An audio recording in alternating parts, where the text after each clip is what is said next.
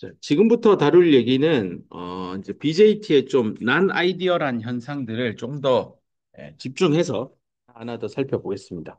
책으로 따지면 챕터 11의 후반부에 해당하는 얘기입니다. 먼저 뭐 p 다이오드도 우리 공부했듯이 첫 번째 배웠던 게 브레이크 다운이죠. 뭐 에벌렌치 브레이크 다운 그다음에 터널링 있었죠. 그래서 그 브레이크 다운 좀 얘기할 거고 이게 앞선 직전 강의에서 펀치 스루 잠깐만 홀딩하고 뒤에서 봅시다라고 했었습니다.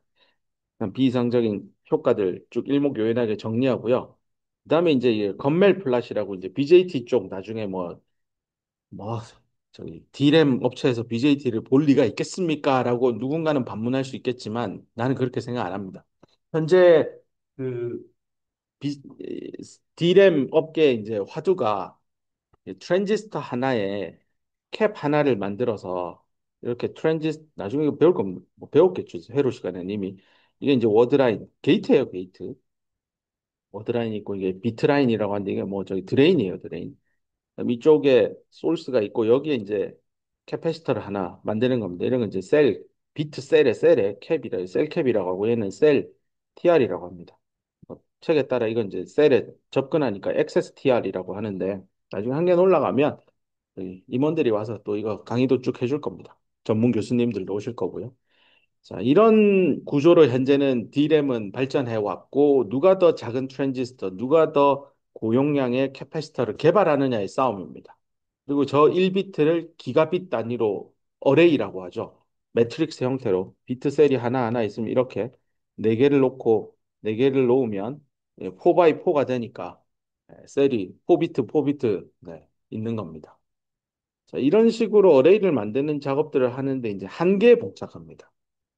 그러면 평면상에 할 수 없으니 위로 쌓아 올립시다 해서 낸드 플래시 메모리가 걸어간 발자취 뭐 이미 2013년부터 V낸드라고 하죠. 삼성용어로 3D 낸드 시장은 개화가 돼 있고 D램은 아직까지 2D죠. 2D. 네, 평면에다 만들고 있는데 얘를 어떻게 하면 위로 쌓아 올릴까에 대한 연구 개발은 이미 진행되고 있고 상용화가 안 되는 바틀렉은 돈입니다.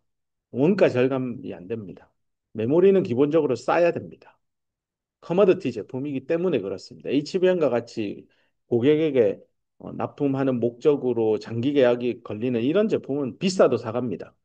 근데 이제 누구나 쓰는 표준품은 우리 옷으로 따지면 기성복이죠. 기성복은 그냥 충분히 품질만 좋으면 싸면은 더 잘 팔리죠. 그래서 메모리도 그렇게 성장해 가고 아직도 뭐 그런 시장은 존재합니다. 이제 문제는 이 캡이요. 점점 한계에 도달합니다. 그래서 사람들이 얘 안 쓰면 안 돼? 이런 얘기입니다. 그러면서 캡 역할을 하는 트랜지스터 하나 더 넣다 보니 2T0C라는 연구들도 현재 진행됩니다. 근데 이 트랜지스터 두 개는 우리가 뭐 다음 학기에 배울 반도체 소자 2의 모스펫의 그 모스펫하고 조금 다른 트랜지스터 하나를 씁니다. 게이트 단에 SiO2가 아니라 해프늄 다이옥사이드나 페로일렉트릭 물질이라고요. 외부에서 전압 차이를 안 주고 전기장을 꺼도요. 내부의 분자가 분극이 그러니까 극성이 그대로 유지가 되는 되게 특이한 소재입니다. 이런 건 이제 강유전체라고 합니다. 그냥 유전체가 아니고 유전체는 다이렉트릭 물질이고 이거는 페로일렉트릭 물질입니다. 자, 이런 연구가 과연 옳을까? 또 어떤 류에서는 야, 그럼 원T, 원C를 더 못 가면 원티로 디램 만들면 되지 않아? 해서 원티 디램이라고 하는 이게 캡이 없으니까 캠리스입니다. 뭐 엄밀한 말로는 캐파시터 리스이겠죠. 뭐 캠리스, 캐파시터 리스. 뭐 이런 디램을 트랜지스터 하나로 구현하면 안 될까? 그럼 상상해 보세요. 트랜지스터 하나인데 그 안에 데이터를 저장해야 됩니다. 어떻게 할 수 있을까? 이런 질문들을 누군가가 던졌고 무려 거의 20년 전, 거의 한 15년 전이네요. 2008년 국제학술대회 보고가 됩니다. 이름을 G램이라고 합니다. 제로입니다. 제로. 캡이 없어요. 랜덤 액세스 메모리. 이 랜덤 액세스 메모리의 원리는 아주 단순합니다. 이렇게 가로 세로를 놓고요. 내가 이 데이터 알고 싶어. 그 다음은 이 데이터 알고 싶어. 그 다음은 이 데이터 알고 싶어 할 때 임의로 어디든 접근할 수 있는 메모리입니다. 그러기 위해서는 X축, Y축에 신호만 딱 줘서 그 만나는 교점인 지점의 비트 셀을 셀렉션해서 데이터 읽어오면 됩니다. 그래서 랜덤 액세스 메모리입니다. 이게 순차적으로 읽는 건 카세트 테이프 같은 거죠. 이렇게 돌돌돌 말려 있는 데다가 데이터를 저장하면 특정 뭐 5분 33초의 영상을 보고 싶어 하면 테이프를 다시 풀어서 5분 33초까지 가야만 그 데이터에 액세스할 수 있잖아요. 근데 램 형태는 언제든지 내가 원하는 시간에 그러니까 어떤 지점에 1분 30초 영상이나 9분 30초의 영상이나 동일한 액세스 타임을 제공하는 겁니다. 어디든 내가 가면 됩니다. 물론 이쯤 되면 여기서 뭔가 신호가 들어오면 여기까지 가는 시간하고 요 끝까지 가는 시간하고 다르니 뭔가 미세한 차이가 있겠네요. 맞습니다. 그걸 줄이기 위해서 워드라인의 저항값도 줄여야 됩니다. 뭐 여러 가지 공정 이슈들도 있고 소자 설계 이슈도 있지만 뭐 그런 얘기는 차치하고 미래에 원티 디램을 가져가면 이 디램인데 이게 당시에 어떻게 발표됐냐면 이거 웨이퍼 단면입니다. 이 얘기하면 안 되는데 지금 진도 나가야 되는데 말 나왔으니까 간단하게 합시다. 이게 이제 메탈 옥사이드 반도체고 양쪽에 소스 드레인이 이렇게 있는 구조인데 여기 어떻게 데이터를 저장하지? 하다가 나온 아이디어가 요 안을 옥사이드층으로 만듭니다. 이게 안에 묻혀 있어서 묻다, bury라는 영어 단어 알죠? 여기 묻히니까 buried, buried, buried 옥사이드층을 만듭니다. 이게 앞글자만 따면 BOX라서 박스입니다. 박스. 박스 레이어를 웨이퍼 저 깊숙한 곳에 깔고 이 깊숙한 것도 아주 깊진 않습니다. 요 두께가 보통 그때 논문은 내 기억은 정확치 않지만 한 100나노급 정도 밑으로 내려 있습니다. 이렇게 되면 여기 있던 전자가 이렇게 흘러가서 드레인으로 빠져나가서 전류가 만들어지는데 또 나가는 과정에서 뭐 홀들이 여기 제너레이션 돼서 걔가 이 밑으로 가게 하는 거죠. 그럼 홀들이 여기 빠글빠글빠글 모입니다. 홀들이 모인다는 거는 트랜지스터의 바닥면에 플러스 전하를 띤 전하가 쭉 충전되는 거예요. 이러면 플러스 전하들이 있을 때랑 없을 때랑 흐르는 전류값이 달라지니 이걸로 0과 1을 표현할 수 있지 않냐라는 아이디어입니다. 그럼 이게 뭐냐? 그 저기 전하가 채워진 그게 뭐냐? 요게 보통 트랜지스의 M 플러스고 얘도 M 플러스고요. 요쪽은 P 타입입니다. 느낌 오죠? 요쪽에 P인데 이게 P뿔로 변하는 겁니다. 요렇게 쳐다보면 BJT입니다. 그래서 실제 이 업체가 내놓은 특허 명세서를 읽어보면 트랜지스터 모스FET 하단부에 BJT가 있고 이 BJT를 우리가 잘 활용만 하면 데이터 저장에 쓸 수 있다라는 얘기들이 나옵니다. 그래서 BJT를 전혀 공부하지 않은 엔지니어들은 이해가 안 되는 거예요. 그런 특허를 받아. 그래서 나는 BJT를 여전히 중요하다라고 보고 있고 미래에 다시 나올 여지가 있습니다. 특히 D램 쪽에서 잘 봐야 되는 원리입니다. 자, 그래서 BJT 공부 잘해야 됩니다. 뭐 이제 안 쓰니까 아날로그 회로에서만 쓰는 거니까 대충 해도 되지 않습니까? 라고 얘기하시는 분들이 있는데 세상은 어떻게 될지 모릅니다. 항상 반도체 기본 물리는 P형, N형을 붙여서 뭔가를 만들어 나가는 세상입니다. 그리고 다음 학기가 아니라 중간고사 끝나고 배울 내용들은 메탈 옥사이드 세미컨덕터니까 메탈이 도체고 옥사이드는 부도체고 S는 세미컨덕터니 도체, 부도체, 반도체 다 쓰는 구조입니다. 지금은 반도체만 쓰잖아요. 반도체만으로 지금 BJT까지 왔는데 물론 이제 MS 접합이니까 금속도 배웠죠. 근데 그 어디에도 절연체는 없었는데 절연체까지 넣어서 트랜지스터를 만드는 작업을 강의 후반부에 다루겠습니다. 자, 어쨌건 여기까지 왔고 뭔 얘기가 되려 왔지? 아무튼 건멜 플랫 요게 이제 BJT라는 소자의 특성을 보여주는 대표적인 그림들입니다. 그래서 요거 어떻게 구성되는지를 봐야 되는데 그 그림을 구성할 때 쓰는 주요한 팩터들이 건멜 넘버라는 게 있어서 그거 볼 겁니다.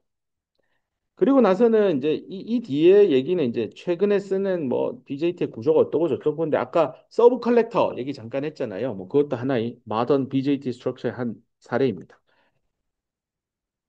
전체적인 건 얘기를 했고 그다음 갑시다. BJT 그럼 브레이크다운 메커니즘 이미 다 공부한 PN 다이오드만 잘 이해하면 식은 죽 먹깁니다. 자, 가봅시다.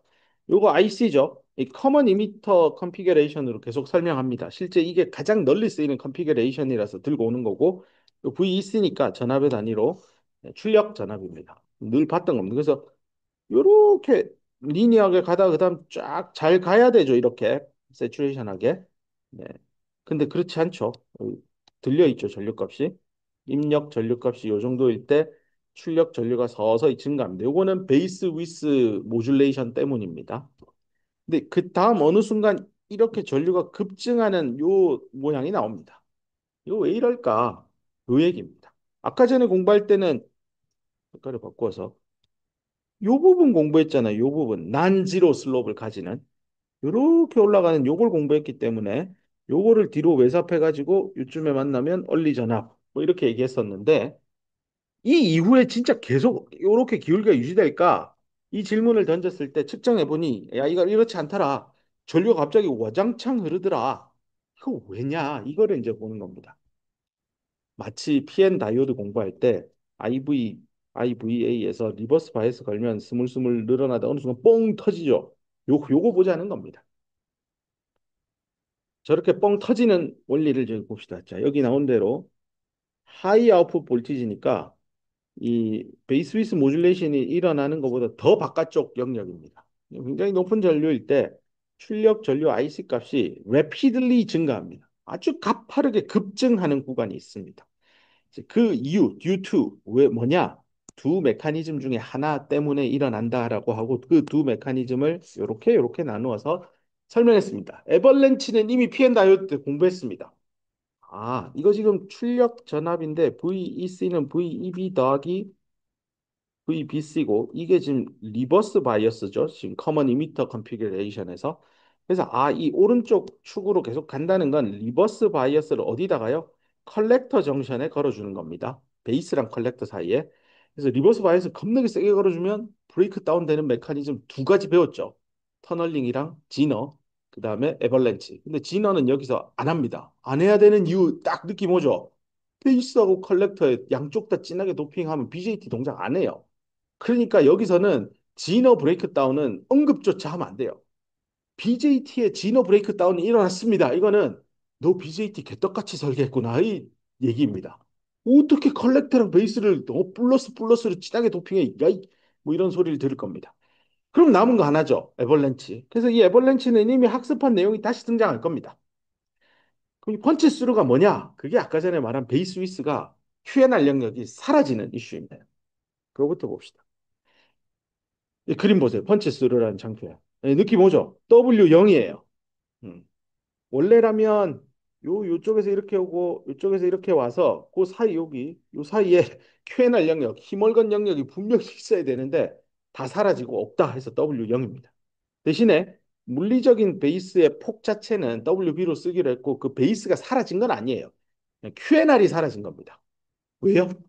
여기 컬렉터 쪽에 있는 공필층이 확 늘어나서 베이스의 QNR을 다 잡아먹어 버린 겁니다. 됐죠? 여기 됐죠? 2미터 베이스랑 이거 오타난 것 같은데? 이거 C입니다. 2미터 컬렉터랑 아닌데 이거다. 컬렉터 베이스입니다. 네. 지우고 다시 이렇게 얘를 C로 바꾸면 됩니다. 2미터 베이스랑 컬렉터 베이스의 공핍층 영역이 확대되면서 어디로요? 베이스로 서로 터치 만나게 되는 겁니다. 그 만나는 지점이 여기입니다. 그렇죠? 이렇게 되는 상황을 물리적으로 펀치스루가 일어났다라고 합니다. 자, 이럴 때 이 물리 현상을 이해하기 위해서 요 방향으로 이걸 X축이라 두고 요 방향을 전자의 에너지라 두고 전자나 홀에 이동하는 놀이터. 어떻게 에너지 변화를 경험하면서 전자나 홀들이 이동할까를 설명하는 툴. 에너지 밴드 다이어그램을 그리는 겁니다. 여기가 P뿔, 여기가 N, 이거 P-가 되게 밴드 다이어그램을 그렸는데 TN이면 N쪽만 있으니까 아래로 볼록만 여기 흔적이 남아 있는 게 보일 겁니다. 아래로 볼록입니다. 그다음에 P-니까 연하게도 위로 볼록이 거의 대부분입니다. 위로 볼록. 근데 이제 N도 뭐 적당히 도핑된 거라 아래로 볼록도 보일 겁니다. 그다음에 여기 QNR 영역이 살아 있었으면 평평하게 그었을 텐데 다 죽었어요. 그러니까 평평한 건 하나도 없고 그 어디에도 없고 그냥 둥그스름한 것끼리 만나서 아래로 볼록, 위로 볼록, 아 아래로 볼록, 그다음에 위로 쭉 볼록한 이런 형태의 그림이 형성될 겁니다. 그래서 예쁘게 그려진 거 한번 눈으로 감상해 보면 둥글둥글하게 그 어디에도 평평한 영역이 없으니 이 컨덕션 매직 DEC를 X에 대해서 미분했을 때 전부 다 0이 아닐 겁니다. 이 말은 요 좌변의 값은 Q분의 1 일렉트릭 필드, Q 일렉트릭 필드죠. 그래서 전기장이 0이 아니다. 베이스 영역을 관통해가는 홀 입장에서는 전기장이 항상 존재하는 구간을 통과해가는 상황입니다. 언제요? 펀치 스루가 일어났을 때. 그래서 펀치 스루라는 영어 단어 자체가 스루라는 게 통과하는 거잖아요. 펀치가 때리는 거잖아요.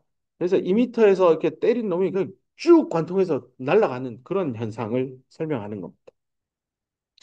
그래서 밑에 읽어보면 컬렉터 베이스니까 저기 베이스하고 컬렉터 사이에 그 컬렉터 정션이라 부르기로 했죠. 그놈의 리버스 바이어스를 세게 가해주면 포텐셜 장벽이 얘입니다. 얘. 쭉 핏불 영역에서 홀이 이미팅 되잖아요. 이 홀. 이놈이 갈 텐데 여기가 N인데 여기에 원래는 평평한 구간이 있었어야 하는데 그게 없어진다는 뜻입니다. 근데 뒤에 있는 이쪽 정션에서 계속 리버스를 가해서 계속 뭔가 작업을 하면 여기 실선에서 점선으로 바뀌는 거 한번 봐주세요. 눈을 검정색에서 점선으로 가는 건 요 뒤에 있는 컬렉터 정션의 리버스를 더 세게 가는 겁니다. 그걸 달리 얘기하면 앞선 그림에서 얘입니다. 요 구간. 더 강하게 하니까 컬렉터 정션의 리버스 바이어스를 더 강하게 가자는 얘기입니다.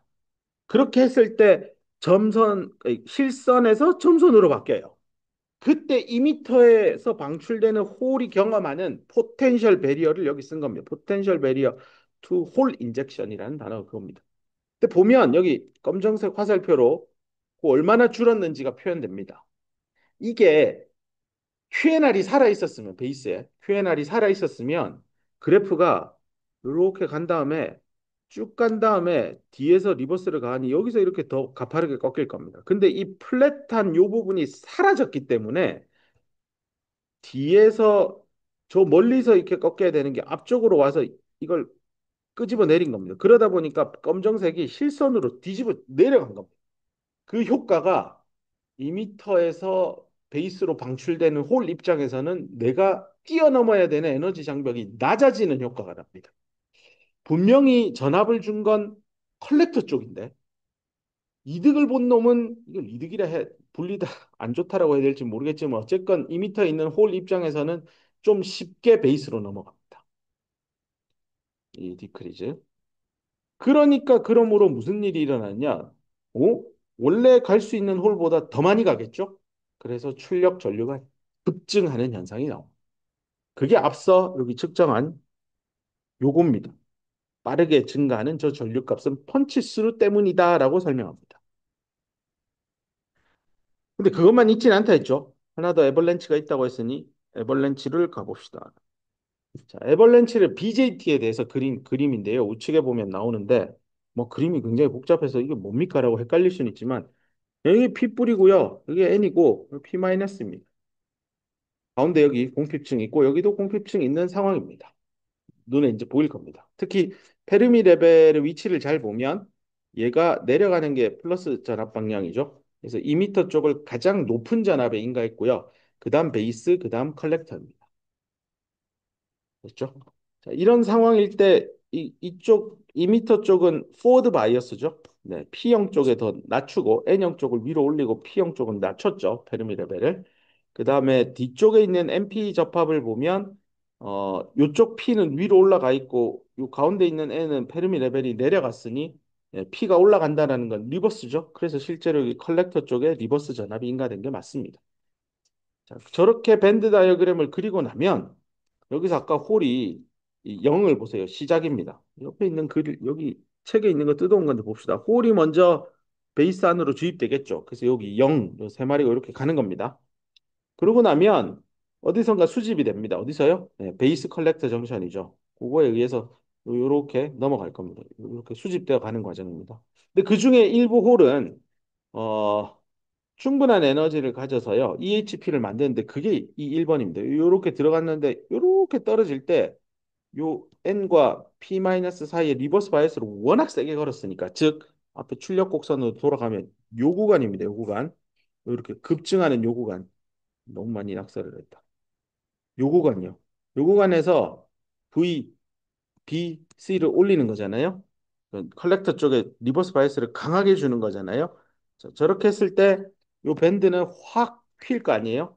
그럼 여기 홀 하나 들어와서 충돌, 스캐터링 세 가지 공부했잖아요. 포논 스캐터링 일어나면 쫙 하고 요 카이네틱 에너지 다 잃어버리겠죠. 요게 2분의 3 밴드갭 에너지보다 커지면 네, EHP 발생시키죠. 그래서 여기 홀 하나 나오고 이 전자 하나 나오는 거. 이 1번 네모에 들어갔던 홀이 하는 일은 EHP 생성입니다. 있죠. Generate EHP. 됐죠? 이게 다 에벌렌치 브레이크다운 PN 다이오드에서 했던 그 일입니다. 그럼 이렇게 생성이 된 새로 된 생성된 전자니까 그게 얘입니다. 요 위에 있는 요 놈, 요 3번. 요 놈은 여기 공집층 안은 요 오르막 방향 여기 전기장이잖아요. 그러면 이쪽이 플러스 전극이니까 전자는 베이스 쪽으로 이동할 겁니다. 그래서 휩쓸림을 당한다는 요런 스웨프트라는 표현은 전기장이 있을 때만 이게 쓰는 표현이었죠. 그래서 스웨프트 되어서 베이스로 들어갑니다. 여기까지 오겠죠. 이렇게 전자가 여기 밀려오는 겁니다. 이거 아무 짓 한 거 아닙니다. 그냥 홀이 넘어가면 넘어가고 넘어가서 결국 컬렉터에 들어가면 그게 IC로 나와야 되는데 지금 요 전류가 하나 더 만들어진 겁니다. 왜? EHP 때문에요. EHP 왜 생겼죠? 내가 VBC를 너무 세게 가해서 그런 겁니다. 출력 특성 곡선에서 너무 우측으로 가서 생긴 일입니다. 자, 그런 다음에 결국에는 베이스까지 도달한 전자는 최종적으로 이미터로 갈 겁니다. 왜냐하면 여기 포텐셜 장벽은 이거는 포워드 바이어스가 걸려 있는 영역이잖아요. 그럼 쉽게 이렇게 또 넘어갈 수 있습니다. 그래서 대부분의 전자가 4번 넘어오게 됩니다.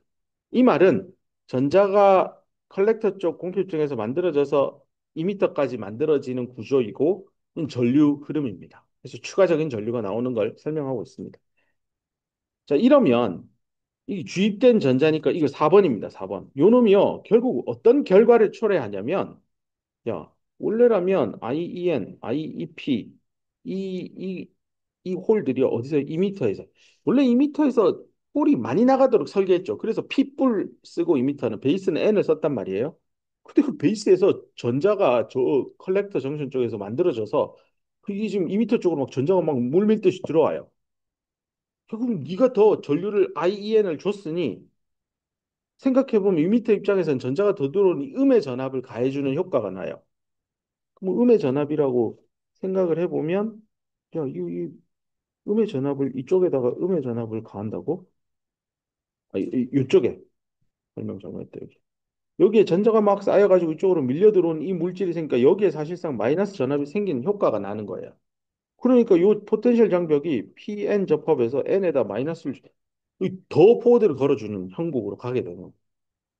그러다 보니까 얘가 나와요. 뒤에 있던 홀더 그럼 나도 이 포텐셜 장벽 낮았으면 나도 좀 가자. 그래서 원래 인가된 VEB 2미터 베이스 사이에 인가된 그 전압은 컨스턴트하고 픽스된 값임에도 불구하고 실제 홀은 더 많이 빨려 들어가는 근원이 됩니다. 그 이유가 요 안에서 생긴 EHP 때문에 일들이 벌어집니다. 이 EHP는 애벌렌치 현상 때문에 생긴 거죠. 이런 현상들 때문에 전류가 더 흐르는구나라고 설명하는 방식입니다. 그 뒤에 있는 식은 그냥 넘어갑시다. 이런 쓸데없는 식은 굳이 안 내어도 될 것 같아서 패스하겠습니다. 자, 여기까지가 일단은 그 VEB가 꽤 일정한 값을 걸어주고, 즉 2미터 정션 쪽을 포워드 바이스 충분히 나오게 해준 다음에 저 컬렉터 쪽에 리버스를 너무 세게 가해주는 경우에 생기는 이슈였습니다. 에벌렌치 펀치 스루였습니다. 자, 이번에는 야, 출력 전압 그 계산할 때 또, 아니, 저기, BJT의 전류전압 곡선에서 비이상적인 행동이 또 뭐가 있을까를 사람들이 스터디해 보니까 요 위에 나오는 요 말입니다. 2미터 베이스 쪽에 전압을 포워드로 걸긴 걸었는데 너무 작게 걸었으면 무슨 일이 생길까요? 이걸 스터디한 겁니다. PN 다이오드로 돌아가면 스몰 포워드 바이어스를 걸었을 때 어떻게 될까요? 그 질문입니다. 그때 정답은 리컨비네이션 커런트라는 성분 때문에 실제 내가 아주 작은 수준의 포워드 바이어스를 걸면 측정된 전류값은 계산한 이상적인 다이오드 방정식에 넣은 값보다 더 크게 나오더라. 왜 측정값이 더 나오냐? 뭔가 미싱한 커런트 컴포넌트가 있을 거고 그게 뭐냐? 리컨비네이션 커런트였습니다. 그럼 BJT에도 그런 게 있을까? 있습니다. 왜냐하면 PN 접합 기반의 소자기 때문에 존재합니다. 그래서 여기 첫 번째 다루는 게 2미터 베이스의 전압값을 굉장히 낮게 하고 출력 전압값을 높이는 겁니다. 즉 VEC인데 이걸 VEB 더하기 VBC로 배웠는데 얘를 일부러 좀 작은 값을 주는 겁니다. 고정된 값은 맞는데 쟤를 좀 작게 설계해서 VBC만 꽉 높이면 어떤 일이 생길까를 보는 겁니다. 이런 질문이 던져진 이유는 이게 이미터 베이스는 입력단의 전압이에요. 이 커먼 이미터 구성도에서 이미터를 공통으로 잡고 베이스의 전압값을 건드리는 거니까 베이스가 입력 전압, 입력 전류 쪽이라서 입력 전압 자체를 좀 낮추자 해서 이게 저전압 설계예요. 그러니까 저전력 설계를 필요로 하는 엔지니어들이 야, 그 BJT를 우리 회로 만들 건데 꼭 입력 전압값을 그렇게 크게 해야 돼? 좀 낮추면 안 돼? 한 50% 낮출게. 낮추세요. 대신에 이런 비이상적인 행동이 생깁니다. 라는 겁니다. 자, 한번 살펴봅시다. 이상적인 트랜지스터 해석에서는 이 열적으로 항상 상온 300켈빈에서 동작하면 EHP는 수시로 생기고 없어요. 다이나믹 시츄에이션이죠. 마음대로 생기기 때문에 리컴비네이션 커런트는 이미터든 컬렉터 정션 안이건 있지만 그냥 무시하겠다고 했습니다. 요거 기억나죠? 다이오드 해석 처음 할 때 공필층 안에서는 리컴비네이션 제너레이션 없다라고 가정합니다. 근데 실제 있죠. 그게 스몰 포워드 때 리컴비네이션 커런트로 나오고 스몰 리버스 바이어스일 때 제너레이션 커런트로 그게 형체가 드러났었습니다. 아무튼 이상적인 해석을 할 때는 이런 RG 커런트를 무시합니다. 근데 실제로는 있죠. 어디 있느냐를 이제 평가하기 위해서 여기 식을 보면 우리 배웠던 식입니다. 이게 2m 에피션시고 원래는 IE분의 IE는 이제 P와 N으로 구성되겠죠. 그다음 홀이 얼마나 가느냐죠. 그래서 실제 P 뿔 N이라는 2m 접합을 만들어주는 게 2m 에피션시를 이론적 한계치인 1이라는 값에 가장 가까이 가져갑니다. 근데 문제는 여기 포워드 바이어스가 걸려있기 때문에 공핍층 안에 2m 정션 안에 있는 이놈 리컨비네이션 커런트, 제너레이션 커런트를 무시하면 안 됩니다. 언제요? 로우 EB일 때입니다. 이거 이미 PN 다이오드 때 공부했었죠. 스몰 포워드 걸렸을 때, 스몰 리버스가 걸렸을 때 아이디얼한 다이오드의 저기 곡선은 요렇게 일정 이건데 실제 찍어보면 좀 더 나오고 간다 했죠. 요게 왜 생기죠 하면 리컨비네이션 제너레이션 전류 값이고 얘도 좀 더 가죠. 요 갭이 생기는 게 리컨비네이션 제너레이션이죠. 물론 여기서 이제 제너레이션이 우세했고 얘는 리컨비네이션이 우세했었습니다. 그래서 사실은 이 2m에 흐르는 전류값은 2m 정션 쪽에 있는 얘까지 다 감안해서 총 흐르는 전류 중에 진짜 IEP가 얼마나 베이스로 날아갔느냐를 보는 게 2m 에피션시입니다. 근데 앞선 해석을 할 땐 나 이상적이다라고 가정했기 때문에 이 뒤에 텀을 제가 안 썼던 겁니다. 근데 이제 쓰자는 겁니다. 근데 이놈이 그럼 썼는데 의미 있는 숫자가 될 때가 언제냐? 네가 2m 베이스에 너무 작은 전압 가해주면 의미 있는 숫자가 된다라는 얘기입니다. 제가 읽어보면 작은 2m 베이스 전압 포워드 바이어스를 인가해서 액티브 모드로 동작을 시켜주면 이 더멀 리컨비네이션 커런트가 그럴 것 같아요. 도미넌트한 컴포넌트 베이스 전류에. 그래서 요 값을 무시하지 말라는 겁니다. 그래서 요게 어쨌건 0이 아닌 값으로 분명히 존재하니까 분모가 커지니 이미터 에피션시는 낮아질 겁니다. 감마가 낮아지면 베타도 낮아집니다. 그래서 개인값도 같이 동반 하락하는 특성입니다. 이게 이제 소자 설계나 회로 설계 트레이드 오프입니다. 하나 좋아지면 하나 나빠지는 거. 분명히 저전압 설계, 저전력 설계를 하려고 포워드 단의 전압을 낮추었지만 그로 인해 얻는 부작용은 개인의 손해입니다. 오케이? 그래서 여기 나오죠. 이런 난 아이디어란 효과는 제한을 건대요. BJT 응용함에 있어서 제한이 걸리는데 언제? 낮은 전압에서 증폭 동작을 구현함에 있어서 뭔가 걸림돌이 되는 게 뭐냐라고 하면 요 놈입니다. 로우 EB일 때 네, 감마의 손상입니다. 그래서 로우 EB일 때고 이번에는 반대로 가겠습니다. 그럼 2m 베이스를 나 그러면 로우 EB 하니까 문제 생긴다고 하니까 아예 높일게. 하이 EB로 VEB로 가면 그럼 괜찮지 않아? 근데 그걸 또 스터디를 해보니 그래프를 그려보면 이쪽을 뭐 VC 아니 2m 컬렉터인데 이거는 뭐 2m 베이스하고 베이스 컬렉터인데 얘를 좀 높은 값을 애당초 좀 설계를 하고 출력 전압 뒷부분 VEC를 건드려 보는 케이스입니다. 아이스에서 아웃풋 특성 곡선을 그리면 이제 워낙 이 높은 전압 쪽이라서 로그 스케일로 바꿔서 그래프를 그려보면 이렇게 원래 계속 가야 돼요. 근데 실제 찍어보면 여기가 이렇게 낮아져요. 이 왜 이럴까? 왜 이럴까는 이미 다 배웠어요. 하이 레벨 인젝션하고 시리즈 저항 때문입니다. 뭐 여기서는 시리즈 저항이 컬렉터의 저항이 될 겁니다. 자, 그래서 높은 수준의 컬렉터 전류가 흐르는 상황에서 베타 값이 감소되는 이유들이 여기저기서 등장하는데 그게 1번, 2번 체크에 다 PN 다이오드 공부할 때 얘기했던 그 얘기들입니다.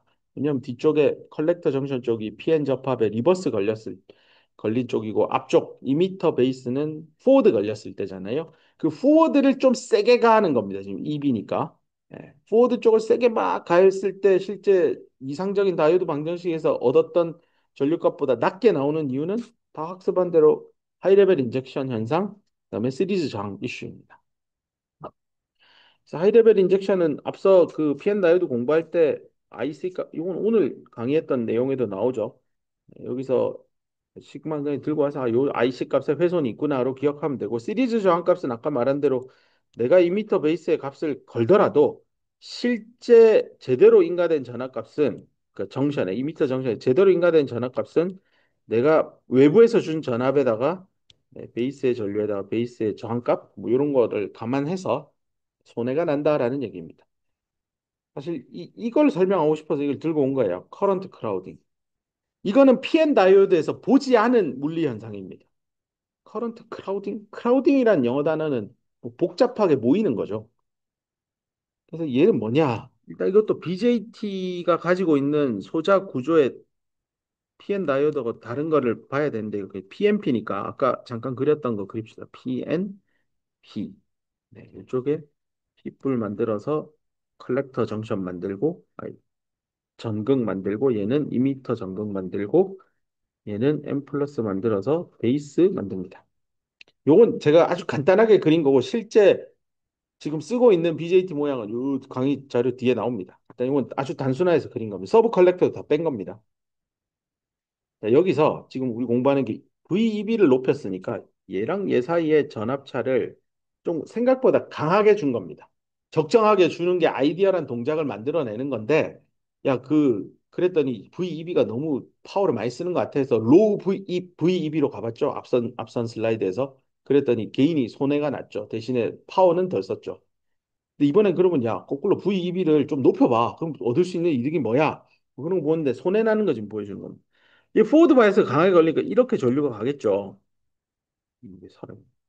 이렇게 전류가 홀이 인젝션이 될 텐데 문제는 이렇게도 나갑니다. 구조상 이게 옆으로도 옆에도 PN 접합이에요.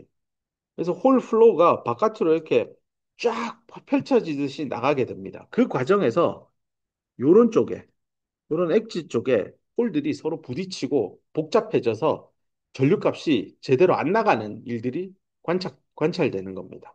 그래서 이런 현상들을 커런트 크라우딩, 즉 더 생각보다 하이얼 커런트 커런트가 엣, 엣지에서 일어나는 겁니다. Edges of emitter 영역입니다.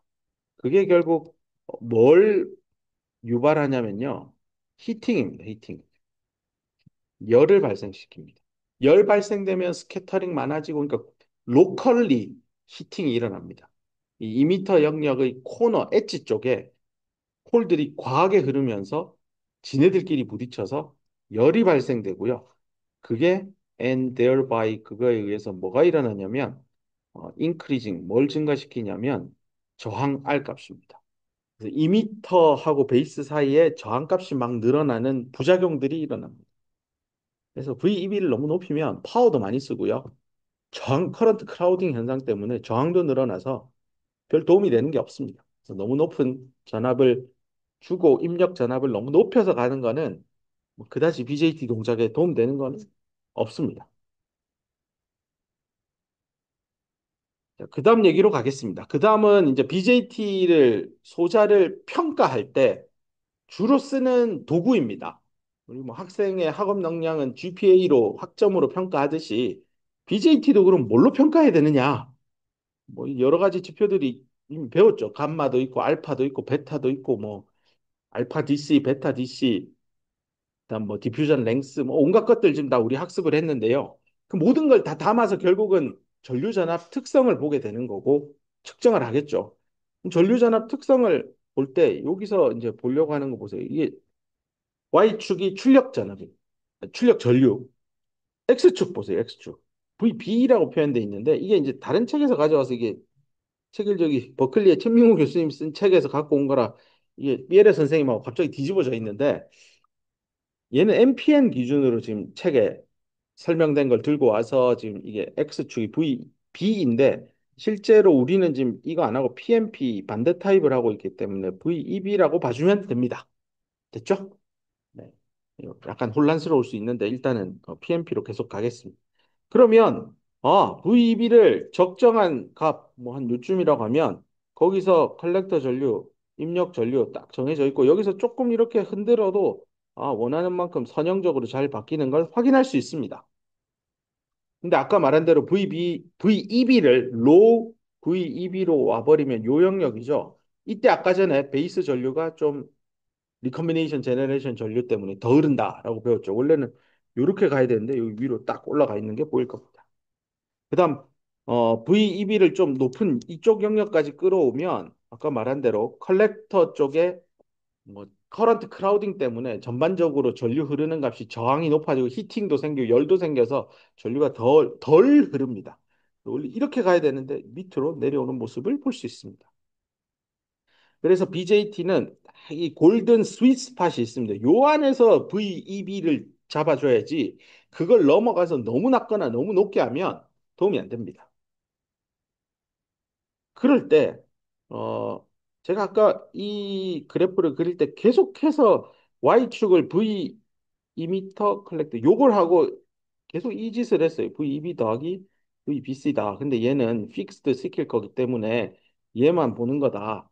라고 했는데 이번에는 요 X축 값을요. 이걸 VBC를 본 게 아니고요. 얘를 변화시킨 겁니다. 그래서 좀 전에 앞에 앞 슬라이드에서 배운 게 low VEB일 때랑 high VEB일 때 설명을 충분히 했죠. 그래서 그거를 X축에 이렇게 넓은 범위로 놓고 출력 전압을 보니 얘는 입력 전압이고요. Y축은 출력 전류가 되어서요. 입력대 출력입니다. 좀 전까지 제가 많이 썼던 이 X축을 VEC로 쓴 건 출력 전압이잖아요. 그래서 출력 전압 대 출력 전류였어요. 그래서 아웃풋 특성 곡선, 출력 특성 곡선이란 단어를 썼는데 지금 이 장표에 있는 이 보는 그림이 건멜 플랫이에요. 이 건멜 플랫은 입력 전압에 대해서 출력이 어떻게 바뀌는지를 보는 그림입니다. 이걸 건멜 플랫이라고 합니다.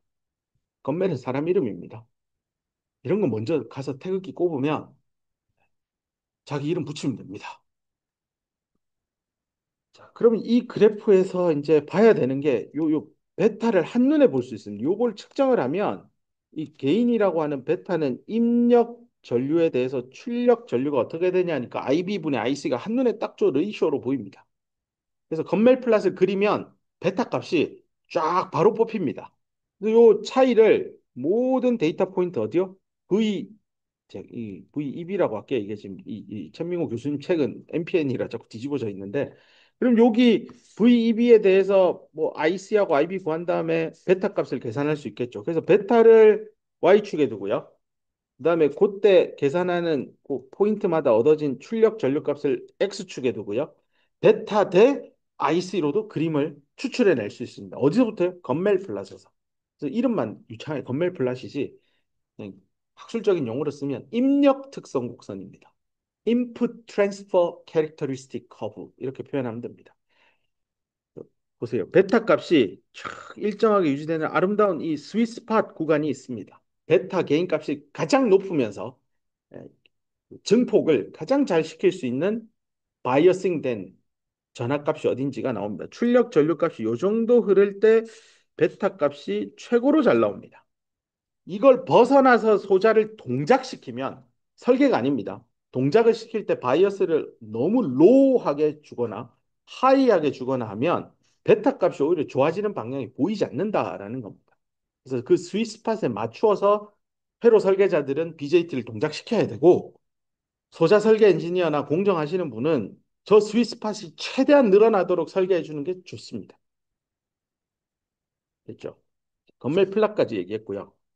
그럼 저 건멜 플랫 하고 있으면 뭐 아까 그 처음 장표의 제목에 건멜 플랫 N 건멜 넘버라고 했는데 건멜 넘버는 도대체 뭡니까? 자, 이것도 봅시다. 일단 베이스 쪽은 뭐 베이스뿐만 아니라 이미터가 베이스 컬렉터 전부 다 유니폼하게 도핑한다고 했는데 그때 아이디어란 해석을 할 때 항상 뒤에 달라붙는 게 밴드갭 내로익 이런 거는 복잡한 물리 현상이니 아예 생각조차 하지 맙시다라고 했었습니다. 그렇게 할 때 베이스 쪽에 건멜 넘버가 있습니다. 그 말은 이미터 건멜 넘버, 컬렉터 건멜 넘버 다 존재하는데요. 베이스 쪽에 건멜 넘버니까 이 G를 따가지고 가서 GB라 쓰고요. 얘의 정의는 이렇게 할 겁니다. 근데 이 정의를 그냥 막 한 게 아니라 요 컨셉입니다. 베이스 쪽이니까 베이스에 다수 캐리어입니다. PMP 공부하니까 N타입이죠. 거기 전자가 얼마나 단위 면적당 들어있느냐입니다. 이거 농도 아닙니다. 단위 면적당 양이니까 길이 성분이 하나 들어와야 되는데 그게 QNR 영역입니다. 그래서 베이스의 도핑 농도에다가 QNR을 곱하세요. 그러면 컨센트레이션이 아니라 도우즈의 개념으로 바뀝니다. 걔를 뭘로 나누냐고요? 베이스의 소수 캐리어인 홀이죠. 이 경우에는 홀의 디퓨전 상수값으로 나누는 겁니다. 이걸 건멜 넘버라고 하는데 저거 어디다 씁니까? 자, 이제 지금부터 마법을 보게 됩니다. 앞에서 우리 지난 시간에 그 복잡한 수학식들을 풀어서 컬렉터 전류 얼마, 베이스 전류 어떻고, 이미터 전류 어떻고 해서 리버스 몰 모델 만들고 뭐 엄청나게 긴 수학식들을 봤습니다. 토 나올 것 같아요. 너무 길어서. 하지만 이 토 나올 것 같은 식들을 건멜 넘버를 이용하면 아주 단순화시킬 수 있는 겁니다. 오늘 배웠던 IC만 봐도 이 뒤에 사실은 더 붙어 있죠. 뭐 블라블라블라 해서 QV, BC 성분도 붙어 있는데 걔는 다 덜어내고 VEB 중심으로 보면 여기에서 요게 눈에 보일 겁니다. 여기 DB 있죠? W 있죠? NB 있습니다.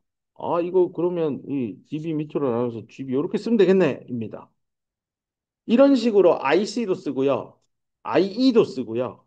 IB도 쓰면은 소자 레벨에서 BJT 성능 지표인 이미터 에피션시 감마를 원래 이렇게 배웠거든요.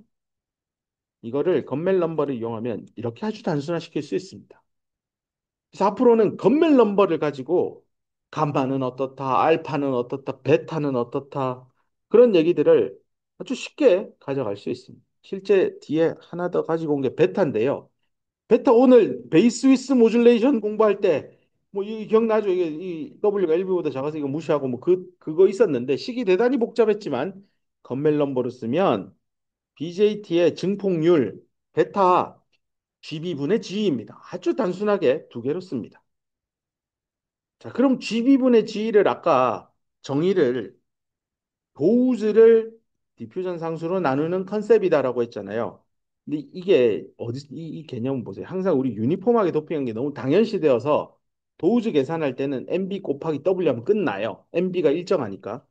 근데 만약에 이제 뒤에 얘기로 들어갈 겁니다. 현대에 쓰고 있는 BJT는 베이스에 도핑 유니폼하게 안 합니다. 그걸 유니폼 안 하게 했더니 BJT 성능이 더 좋아졌거든요.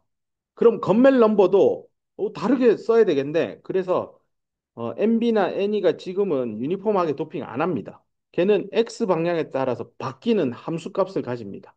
그래서 보다 더 일반적인 수식, 건멜 넘버를 표현하는 거는 아래와 같이 이렇게 써야 마땅합니다. 이게 무슨 식이냐? 뭐 되게 어려워 보이지만 이 베이스의 농도는 X에 대한 함수고 걔를 폭 0부터 W QNR 영역입니다. 베이스의 QNR 영역 모든 거에 대해서 이 다 곱해서 더해봐라라는 거죠. 그렇게 하고 DB로 나누고 그다음 얘도 도핑이 진하게 되니까 밴드갭 내로잉 현상도 들어가는 겁니다. 그래서 그거까지 다 감안해서 일반화된 건멜 넘버를 나타내는 수식이다라고 보면 됩니다. 만약에 MBX가 상수면 얘 날라가고 내로 밴드갭 내로잉 다 날리고 얘 상수면 그냥 다 앞으로 끄집어내면 되니까 MB, DB 나오고 0부터 W까지 DX니까 그냥 요게 W 나오니까 앞에서 배웠던 그 간단한 건멜 넘버 이퀘이션이 나오지만 제너럴한 폼은 이겁니다. 근데 머릿속에 항상 저걸 외우려고 하면 머리가 터지니 도우즈 나누기 디퓨전 상수다. 요것만 딱 기억하면 됩니다. 여기까지가 일반적인 얘기였고, 그 다음 나오는 얘기가 저겁니다, 저거. 현대 지금 널리 쓰이고 있는 BJT 구조에 대한 얘기들입니다. 2분만 쉬었다가 갑시다. 몇 잔만 마시고 바로 하겠습니다. 갑시다.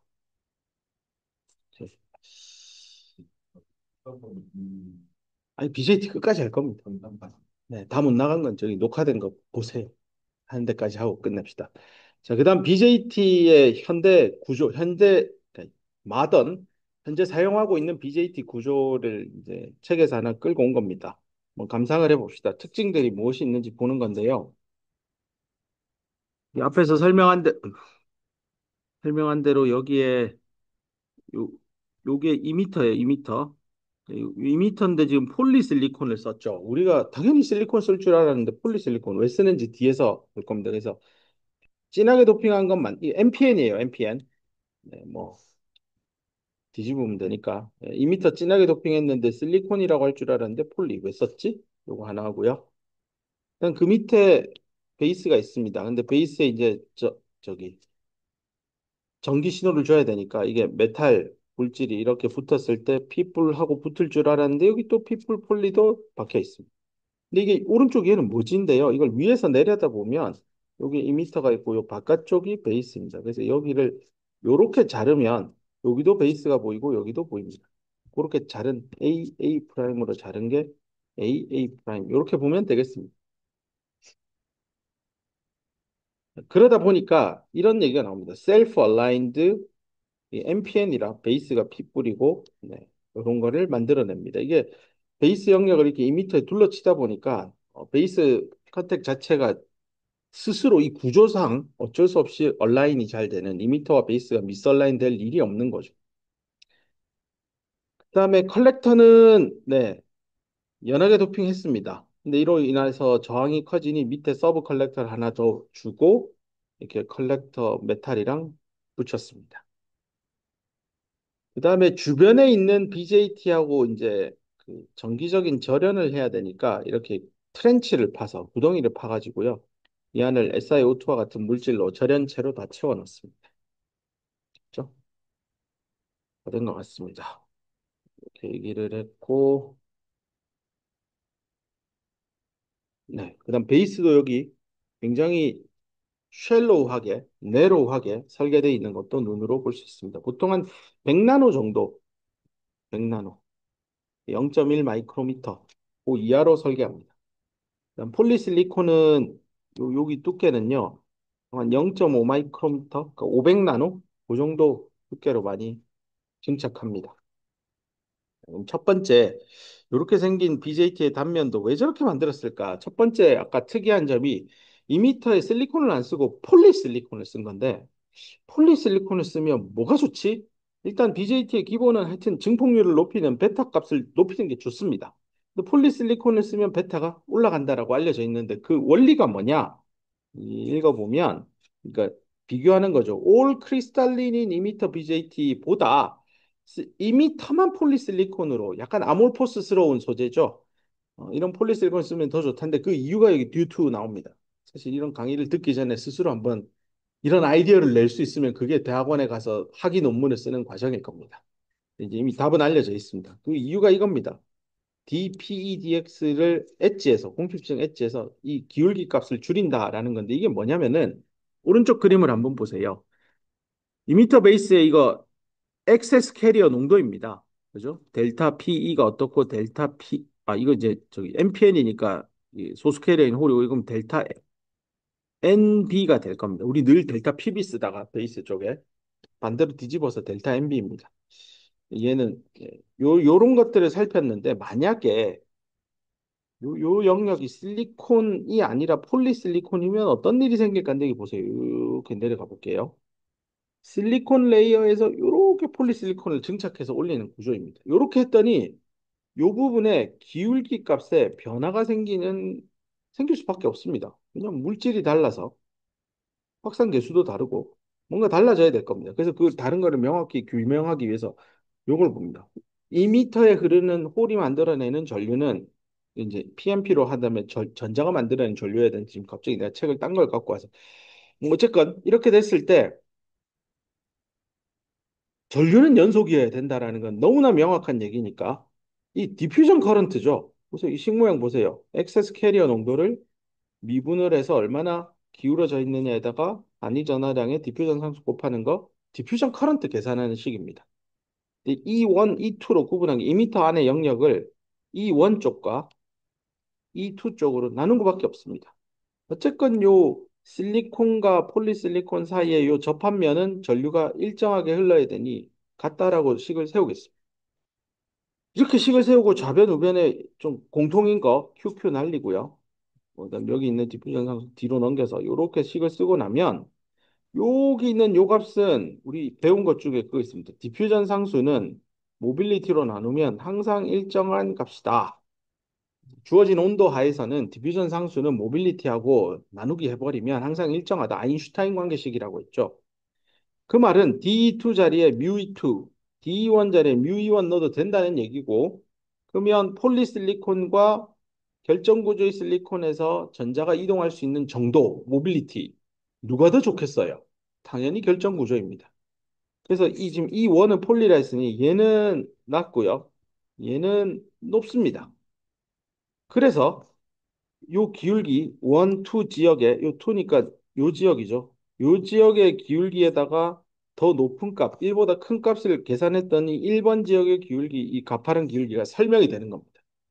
아, 그래서 그러면 폴리랑 크리스탈린이랑 뭐올 크리스탈린을 썼다면 이런 식을 유도할 이유가 전혀 없는데 지금 2미터 내부에 이렇게 실리콘과 폴리실리콘을 적층 구조로 쌓았더니 요런 재미난 현상이 생긴다라는 겁니다. 이 예를 쓰면 여기에 기울기, 여기 기울기를 낮추는 효과가 나와요. 만약에 그냥 올 크리스탈린 쓰지 않 지우고 원래는 우리 공부한 대로 이거였어요. 근데 이렇게 바꾼 거예요. 그래프를. 그죠? 위에 있네요. 원래 이랬는데 괜히 그랬다. 다시. 원래 위와 같이 이런 모양이었는데 얘를 이렇게 액세스 캐리어의 분포를 바꾸었더니 우리가 베타를 결정하고 각 그 노드에 전류가 흐르는 거는 결국 요 공필층 엣지에서 얼마나 전류가 나오느냐의 그 싸움이거든요. 그래서 폴리실리콘을 도입하면서 여기에 기울기를 내가 변화시켰다라는 게 이 아이디어의 핵심입니다. 그래서 여기 기울기가 reduced 된 슬롭을 폴리실리콘을 도입하면서 얻어낸 겁니다. 기울기가 줄었다라는 걸 곰곰이 생각해 보면 reduced emitter 또는 뭐 아니, 캐리어 MPM, PMP 섞여 있으니까 캐리어 인젝션을 감소시킨 겁니다. 어디로? into emitter입니다. 베이스에서 emitter로 슉 넘어오는 놈을 억지시킨 겁니다. 그 말은 이미터에서 베이스로 가는 입장에서는 더 좋아지니까 이미터 에피션시를 높이는 솔루션입니다. 간말을 어떻게든 높이면 좋다라고 배웠는데 그 방식으로 이미터 쪽에 실리콘만 쓰지 말고 폴리실리콘하고 겹쳐서 쓰자라는 아이디어입니다. 그렇게 하면 이 이미터 정션 쪽에 액세스 캐리어 분포의 기울기를 슬롭을 맞출 수 있다. 그거는 캐리어 인젝션을 줄일 수 있고 결론적으로 이미터 에피션시에 이득이 된다. 이거는 베타를 늘리는 하나의 방법이다. 이렇게 이어나가는 겁니다. 그러면 이렇게 폴리실리콘을 썼을 때 건멜 넘버의 변화가 있느냐? 있습니다. 이게 이제 영역이 다르니까 0부터 WE까지 가면 안 되고 영역 1번, 2번 나누어서 각각 건멜 넘버 구해서 더해야 됩니다.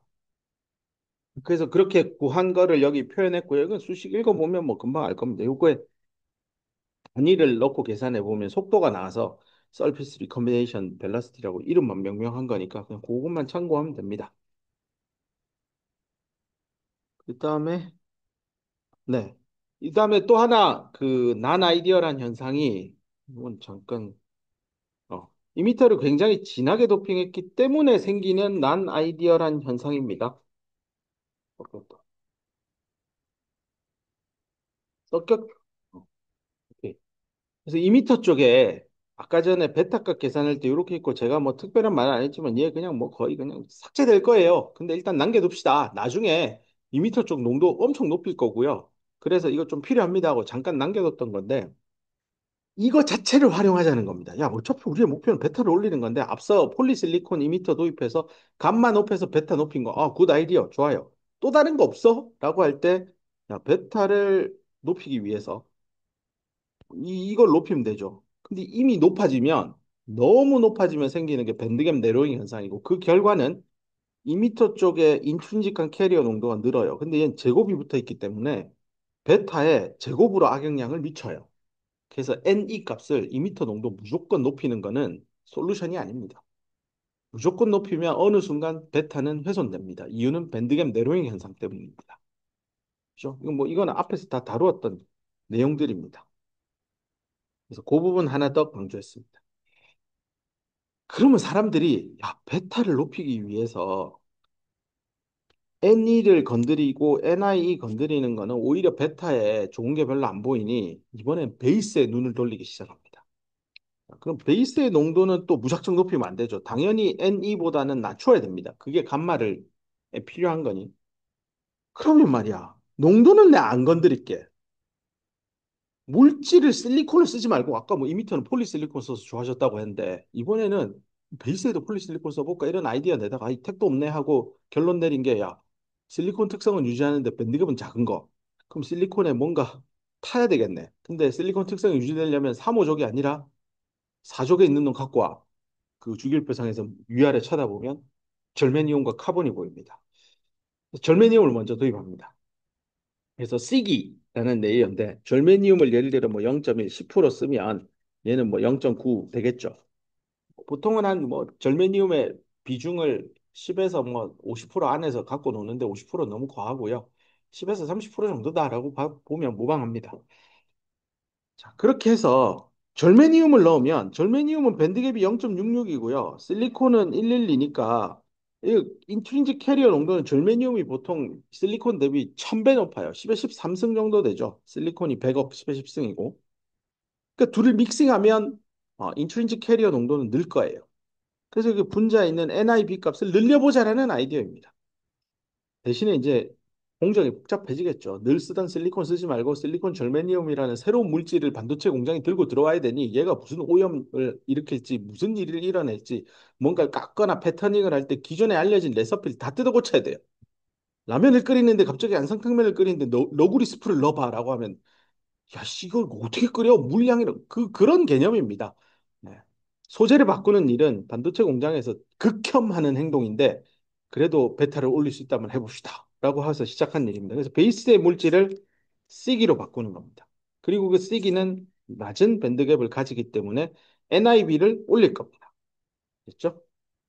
그런 식입니다.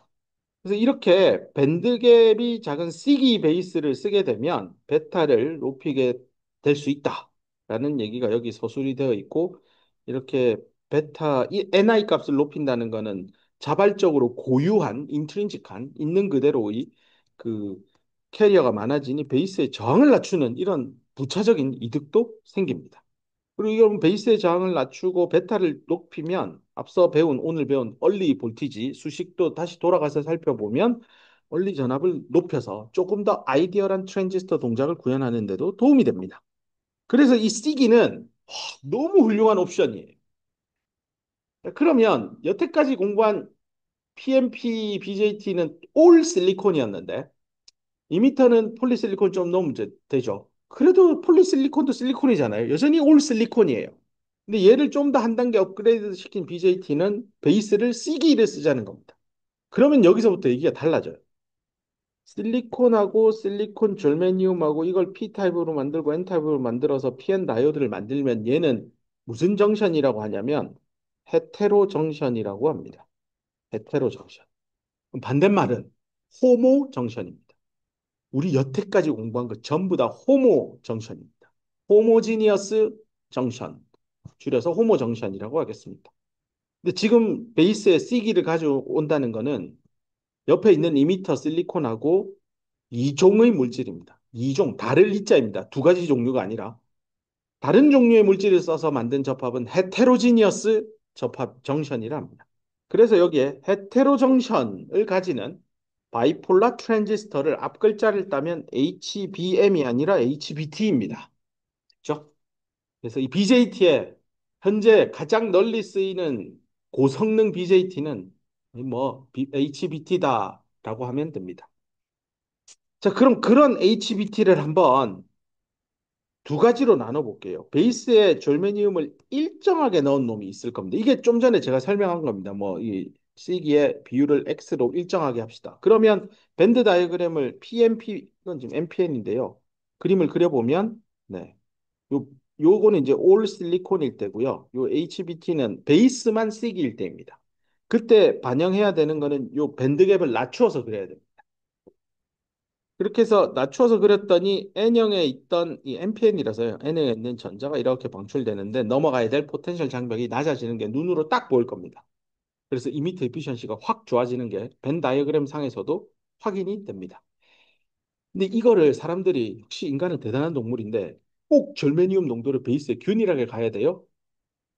바꾸면 안 돼요 라는 생각을 했고 바꾸는데 어떻게 바꾸느냐도 중요한데 이 이미터 정션 쪽하고 컬렉터 정션 쪽의 비율을 2m에서부터 컬렉터로 가면서 절메니움 농도를 선형적으로 비틉니다. 그러니까 절메니움 농도를 서서히 감소시키는 방식으로 유도하는 겁니다.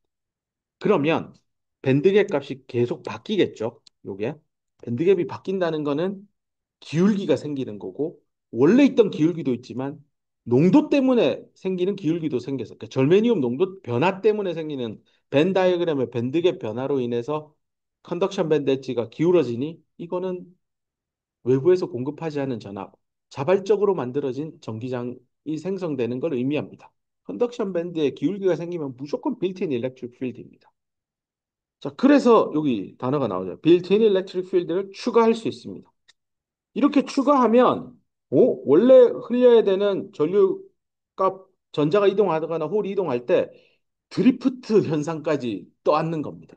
원래는 확산으로만 PNP 가잖아요, 홀이. 근데 거기에 베이스에 전기장이 QNR 영역에 도입이 되는 겁니다. QNR의 정의 자체가 전기장이 거의 없다라고 해서 말해줬던 건데 지금 C기에서 절메니움의 비율을 2미터 쪽에서 컬렉터 쪽으로 가면서 절메니움 농도를 싹 바꾸니까 밴드갭도 쫙 바뀌고 자연스럽게 컨덕션 밴드 휘면서 빌트인 일렉트릭 필드가 생겨서 디퓨전뿐만 아니라 드리프트 커런트 컴포넌트도 추가되는 그러니까 전류가 더 잘 흐르는 거죠. 2미터 에피션시 좋아지고 베이스 트랜스포터 팩터도 좋아진다는 다 좋은 얘기입니다. 예제는 그냥 숫자 대입하는 거니까 연습해 보고요.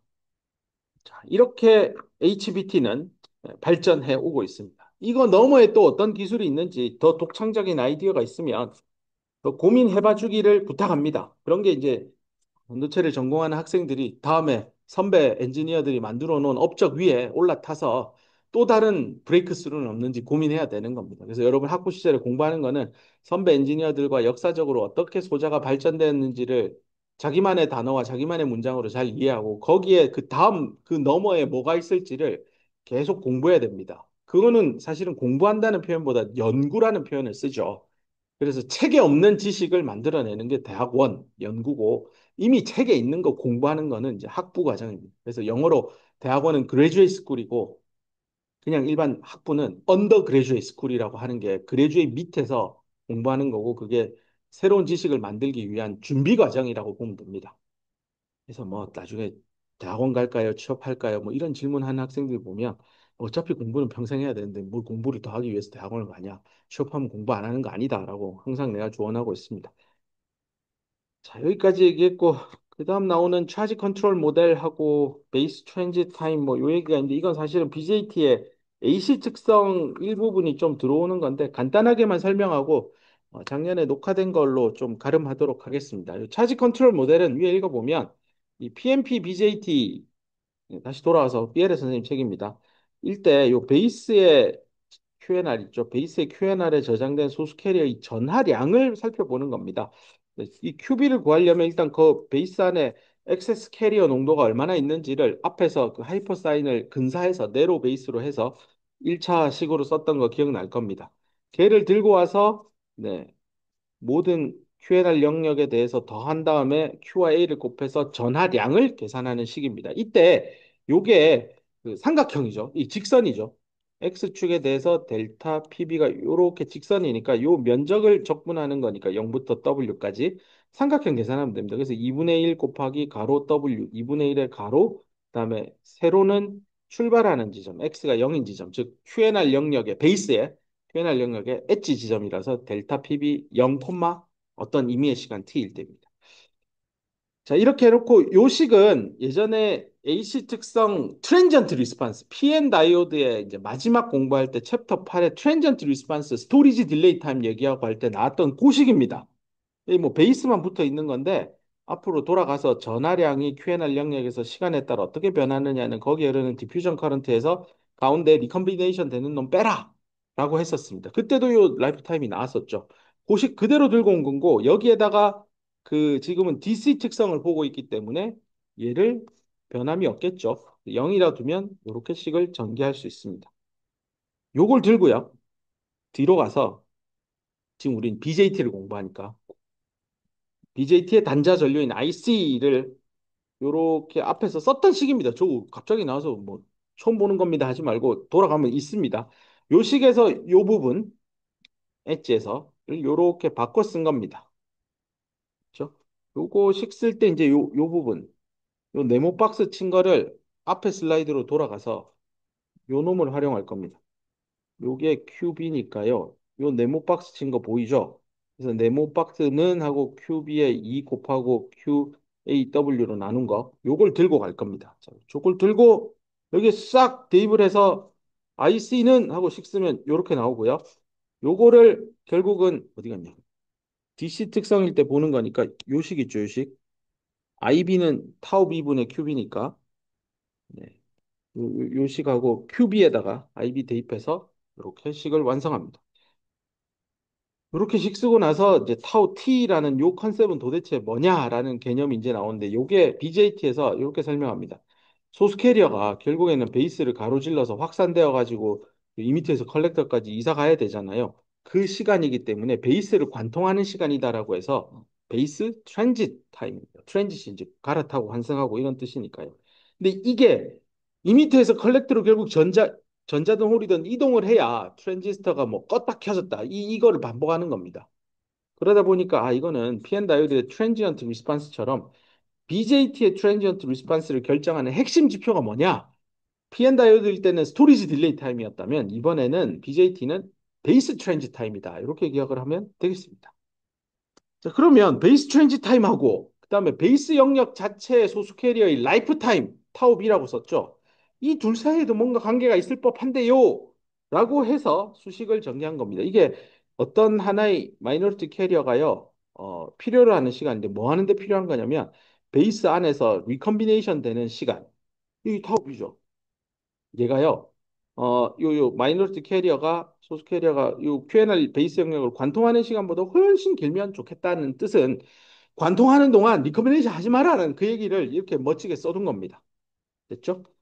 그러면 둘 사이에 어떤 관계가 있을까? IB도 이렇게 쓰면 되고 IC도 이렇게 쓰면 되는 요 둘 사이에는 베타 배만큼 하면 되니까요.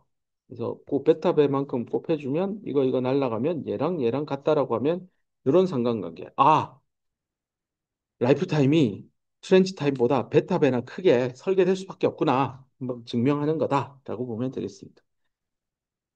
요 얘기를 이제 그러면 요 트랜지트 리스 그 베이스 트랜지 타임 빨리 지나가게 하도록 하려면 아까 전에 C기에서 절메니움의 비율을 그레이디언트하게 쫙 베이스에서 바꾸는 기법이 있다고 했는데 그게 요 컨덕션 밴드 엣지의 기울기를 건드리는 일이다라고 했는데 그게요 스위칭 특성, 트랜지언트 리스판스 특성 누구 BJT에 그런 데도 끝내주게 도움이 됩니다. 그 얘기가 여기 마지막 슬라이드에 나옵니다. 베이스 트렌지 타임이라는 건 또 줄일 수 있대요. 더 짧게 만들어서 잘 갈 수 있게 이미터에서 컬렉터 잘 갈게 하는데 그 방식이 뭐뭐 함으로써냐면 베이스에 전기장을 만들어주면 됩니다. 즉 빨리 이동시키려면 디퓨전에만 의존하지 마라. 드리프트도 써라라는 시그널입니다. 다 배웠던 얘기입니다. 그러면 도와준대요. 소수 캐리어의 흐름을. 그래서 이미터에서 베이스 쪽으로 베이스의 농도를 감소시키면서 밴드갭을 유지했더니 이렇게 되는데 이번에는 농도를 유지하고 밴드갭만 줄이는 이게 이제 C기를 도입하는 HBT 구조입니다. 그럼 보세요. 밴드갭이 이렇게 줄어드는 게 보일 겁니다. 이렇게 했더니 2번이 훨씬 더 베이스 트랜지 타임을 감소시키는데 좋더라 라는 얘기까지 해서 챕터 11의 마지막 얘기까지 다 다루었습니다. 혹시 놓친 게 있으면 작년 강의 또 들어도 좋고 올해 강의 여러 번 듣고 나는 사실은 책을 더 읽어보라 라는 조언을 꼭 하고 싶습니다. 그래서 책 많이 읽고 시험 치러 오면 좋을 것 같습니다.